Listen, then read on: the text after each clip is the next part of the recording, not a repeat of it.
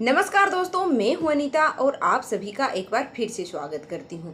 दोस्तों, आज की वीडियो में हम जानने वाले हैं कि आषाढ़ मास की अमावस्या तिथि कब पड़ने वाली है, कब इसका प्रारंभ हो रहा है और कब इसका समापन होने वाला है। और साथ ही हम अमावस्या तिथि पर किए जाने वाले छोटे छोटे से 2 उपायों के बारे में जानने वाले हैं, जिससे कि अगर आपकी कुंडली में पितृ दोष है तो उससे भी आपको मुक्ति मिल जाएगी। और साथ ही हम जानने वाले हैं कि स्नान दान है वो कब करना है और किस विधि से हमें अमावस्या की पूजा करनी है। तो चलिए वीडियो की शुरुआत करते हैं और आप वीडियो में लास्ट तक जरूर बने रहना, क्योंकि वीडियो है वो बहुत ही महत्वपूर्ण होने वाली है। तो आप वीडियो को पूरा ध्यान से अवश्य देखिएगा। तो दोस्तों, अमावस्या तिथि जो है पितरों के लिए होती है, और जो चीज़ पितरों के लिए होती है वह देवताओं से भी बढ़कर होती है। इसका आप ध्यान रखिएगा। आप लोग अमावस्या के नियम धर्म जो भी हैं पूरे मन और निष्ठा से कीजिएगा। ऐसा नहीं कि यह पितरों के लिए है तो हम किसी भी तरीके से इसमें किसी भी प्रकार की कोई कमी है वो आपको नहीं रखनी चाहिए। तो यह चीज़ आपको ध्यान अवश्य रखनी है। अमावस्या जो है इस बार कब पड़ रही है यह हम सबसे पहले जान लेते हैं। 5 जुलाई शुक्रवार को अमावस्या पड़ रही है और अमावस्या तिथि की शुरुआत हो रही है 5 जुलाई को सुबह 4:57 से, और अगले दिन 6 जुलाई को सुबह 4:26 तक है वो अमावस्या खत्म हो जाएगी। अब जैसा कि आप जानते हैं हर स्थिति में उदय तिथि को ही अमावस्या मान्य होती है। तो 5 जुलाई शुक्रवार को ही हमारी अमावस्या तिथि को हर स्थिति में ही रहेगी। आप चाहे व्रत करें, चाहे स्नान दान करें या फिर किसी भी नियम के लिए अमावस्या का पालन आप कर रहे हैं तो वह आपको 5 जुलाई को ही करना होगा। मतलब दूसरी विशेष बात यह है कि अमावस्या में क्या करना चाहिए।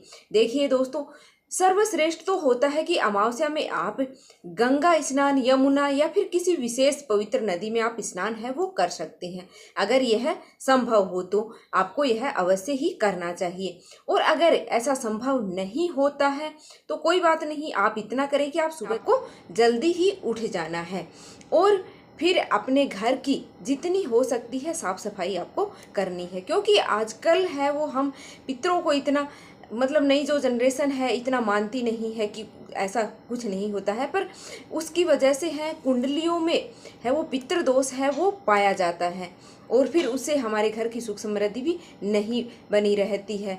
भगवान भी हैं, जब पितृ दोष होता है तो हमारे देवता हैं वह भी कुछ हमें मतलब सहायता है वो नहीं कर पाते हैं। तो हमें इन चीज़ों का ध्यान रखना चाहिए और हमें अपने पितरों के लिए भी है वो अमावस्या के दिन अच्छे से, मतलब जो भी तर्पण आप कर रहे हैं, दान पुण्य कर रहे हैं तो वो अच्छे से पूरे मन से हमें करना चाहिए।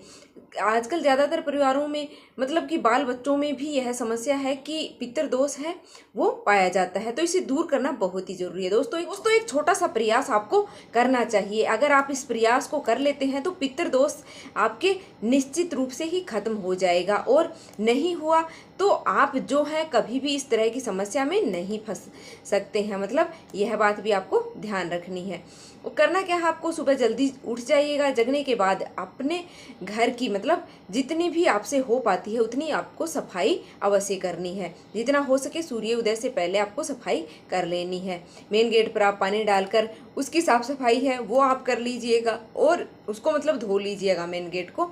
और आपको करना क्या है, स्नान करना है। स्नान के जल में आप चाहें तो थोड़ा सा गोमूत्र है वो आप मिला लीजिए। अगर गोमूत्र आपको ऐसा लगता है कि गोमूत्र बाल बच्चे हैं या फिर कोई भी मतलब नहीं डालना चाहता है तो आप जो गंगा जल होता है वो आप है वो अपने नहाने के पानी में डालकर और उससे आप स्नान है वो कर लीजिएगा। स्नान के जल में जो गंगा जल है वो डालकर आप हर हर गंगे बोलते हुए उसका स्नान आप कर लीजिएगा। दूसरा काम आपको क्या करना है कि सूर्य नारायण को आपको जल अर्पित करना है। भगवान सूर्य देव को जल है वो अवश्य ही आपको उस दिन अर्पित करना चाहिए। तुलसी जी की पूजा है वो ज़रूर करनी चाहिए। जो कि हमारी बहन बेटियां हैं वो बहुत ही परेशान रहती हैं कि हमारी सास हैं कि हमें कहीं जाने नहीं देती हैं। ऐसा मतलब किसी किसी घर में ऐसा होता है कि हमें बाहर हैं वो जाने नहीं देते हैं पूजा पाठ के लिए या ऐसे, तो घर में मतलब तुलसी जी हैं उनकी पूजा आप कर सकती हैं। और आप लोग तुलसी की जड़ में थोड़ा सा ही आधा चम्मच मतलब दूध और काले तिल और जल मिलाकर मतलब गंगा जल मिलाकर तुलसी की जड़ में यह आपको चढ़ाना है और यह ठीक मतलब काम करता है। और अगर यह ही उपाय आप पीपल के वृक्ष में करती हैं तो बहुत ही मतलब सर्वश्रेष्ठ माना जाता है। इसका रिस्पॉन्स है वो आपको अच्छा देखने को मिलता है कि काले तिल और दूध और गंगाजल मिलाकर के आपको पीपल के वृक्ष में, पीपल की जड़ में है वो आपको अमावस्या के दिन अर्पित करना चाहिए। जो तो आप ऐसा जरूर कीजिएगा। और जो लोग पीपल में जाकर पूजा करेंगे वो आज सुबह मतलब अमावस्या के दिन सुबह 9:30 बजे तक आपको यह पूजा करनी है। इसके चक्कर में मतलब आपको नहीं पड़ना है कि पितृ तर्पण है वो दोपहर को करना होता है। यह एक सामान्य पूजा आप कर रहे हैं, तर्पण का समय दोपहर को होता है, तो आप ऐसी गलती मत करिएगा। 9:30-10 बजे तक अधिकतम मतलब पीपल में आप जल है वो चढ़ा दीजिएगा। जल किसी तरह से मतलब किस तरह से मुंह करके आपको चढ़ाना है। तो देखिए दोस्तों, पितरों के लिए पूजा आप कर रहे हैं तो आपको दक्षिण की ओर मुख करके है वो पितरों को मतलब जल है वो अर्पित आपको करना चाहिए। तो दक्षिण की तरफ मुंह करके और आप बिना किसी मंत्र को बोलते हुए ही आप यह जल है वो अर्पित कर दीजिएगा। या फिर ओम नमो भगवते वासुदेवाय नमः है उसका मंत्र आप बोल कर के और पीपल वृक्ष में जल है वो अर्पित कर सकते हैं। क्योंकि पितरों की सदगति होती है भगवान विष्णु के चरणों में, तो आप उनसे प्रार्थना करें कि आपके पितरों की सदगति मिले, ऐसा बोलकर पीपल की पूजा करें। उसके बाद शाम को एक घी का दीपक जलाएं। यह मतलब बहुत अच्छा उपाय है। एक तो आपके चंद्रमा को नियंत्रित करता है जिससे कि मानसिक रूप की जो चिंताएं हैं, किसी की कही हुई बात है वो आपको मन पर मतलब लग जाती है, तो इस तरह की दिक्कत तो आपके घर में एक घर में जो है मिट्टी के दिए से आप घी भरकर है वो दीपक आप पीपल के पास जलाएं और एक अपने घर में जलाएं। सुबह में जो पूजा बताई है वह आपको अवश्य करनी है। और पूजा पाठ होने के बाद आपको दान करना है। दान आप नहाने के बाद भी कर सकते हैं और आप पूजा करने के बाद भी कर सकते हैं। तो सबसे अच्छा दान है दोस्तों जो है अनाज का दान। तो आप अनाज का दान भी कर सकते हैं। मतलब एक व्यक्ति का जितने का मतलब खाने का होता है, चावल, अनाज, दाल, आटा सब निकाल करके कुछ पैसे उसमें ज़रूर रख लें। जितने भी आपके पास है 150 जितनी भी आपकी आर्थिक स्थिति है उस हिसाब से आप रख सकते हैं। कम भी रख सकते हैं और ज़्यादा भी रख सकते हैं। और किसी ज़रूरतमंद को भी यह आप दे सकते हैं या फिर आप किसी मंदिर में भी इसे दान है वो कर सकते हैं। यह आप अपनी सुविधा के अनुसार कर सकते हैं। और दूसरी चीज़ यह है कि आपको पूजा पाठ में अपने पितरों का ध्यान करते रहिएगा। दक्षिण दिशा की तरफ मुँह करके आज अन्य कोई पूजा हो या ना हो, लेकिन पितरों का पैर है वो जरूर आपको स्पर्श करना चाहिए। उसे प्रार्थना करेंगे, हे प्रभु कृपा करें, हमारे दुख को दूर करें और हमारे परिवार पर अपनी कृपा बनाए रखें, ऐसा बोलिए। उसके बाद में स्नान और पूजा पाठ आपको बता दिया है कि 5 तारीख को करना है। सब मैंने बता दिया कि शाम को पितरों के लिए एक दीपक है वो अपने घर में ज़रूर आपको जलाना चाहिए।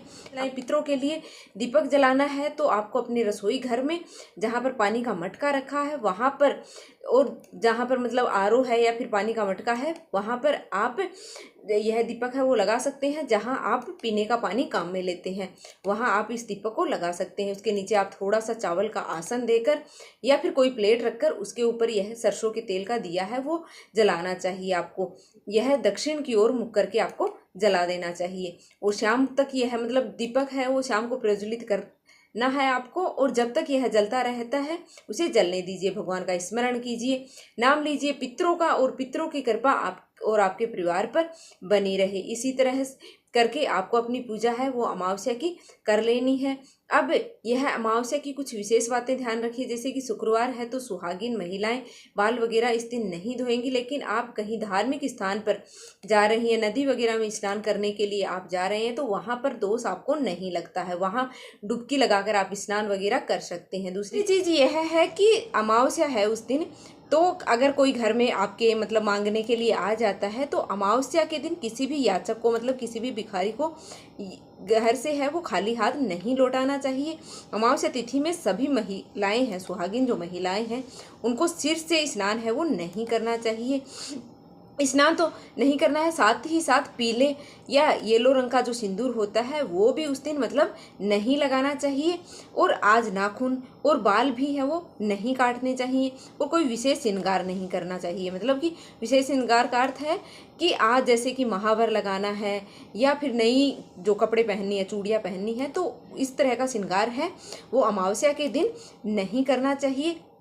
यह सब चीज़ें आज अमावस्या को बिल्कुल भी नहीं करनी है।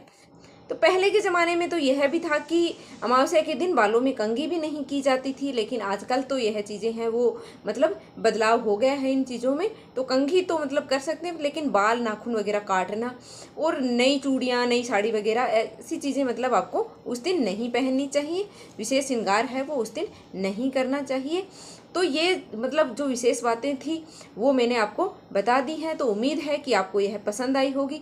अगर वीडियो थोड़ी सी भी आपको इन्फॉर्मेटिव लगी है तो प्लीज़ हमारी वीडियो को लाइक करके और चैनल पर आप नए हो तो चैनल को सब्सक्राइब अवश्य कर लेना, ताकि आगे भी ऐसी ही वीडियो हैं वो आपको सबसे पहले मिले। तो मिलते हैं फिर से एक और वीडियो के साथ, तब तक के लिए धन्यवाद।